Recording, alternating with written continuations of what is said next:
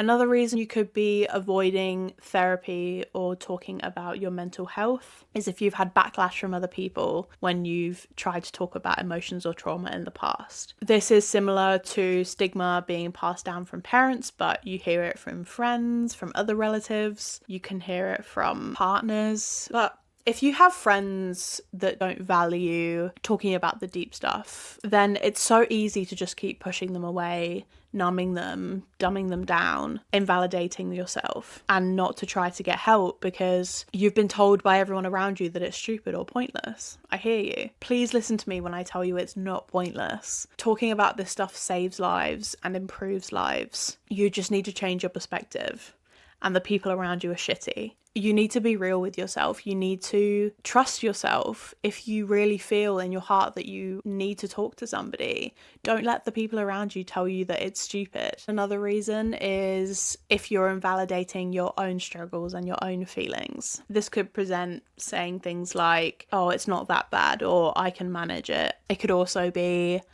I'm not worth it, or I'm trash anyway. Both are wrong and both need attention. Hear me now. If you really could manage, if you really were okay and could deal with your emotions, you wouldn't need to make those excuses. You wouldn't need to dull it down. You would just be managing it. Those excuses in themselves are reasons to talk, are reasons to get help. And if you really were trash, if you really didn't mean anything, if it really was so pointless, you wouldn't be feeling these things so deeply.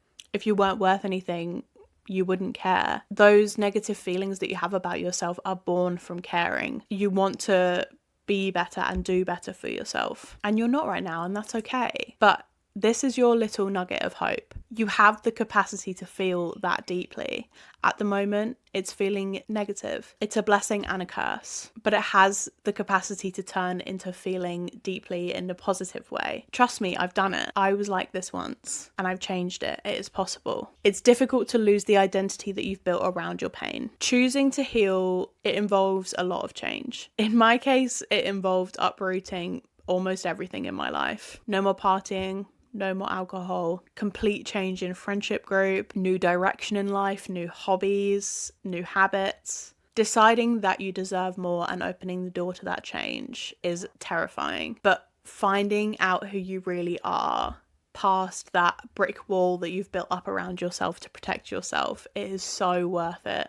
It also doesn't necessarily mean that everything will change. It can also mean that your relationships that you currently have in your life will be improved. But the most important thing is that you will be doing better for yourself. As humans, we naturally always choose a familiar chaos over an unfamiliar peace. It's just our instinct, but productive change is always possible. Pain and chaos and self-sabotage, it can actually become an addiction. It's a biological process that we have as humans, and it's more common than you think. Our human nervous system, we get used to being in a particular state if we're in it for long enough, even if it's a negative state. Being in pain and having chaos in our lives, it actually becomes our safe space because it's what we're used to. This is why it becomes so scary to face the unknown. This is why, for example, people who had a bad upbringing and have always been in abusive or chaotic or unhappy relationships,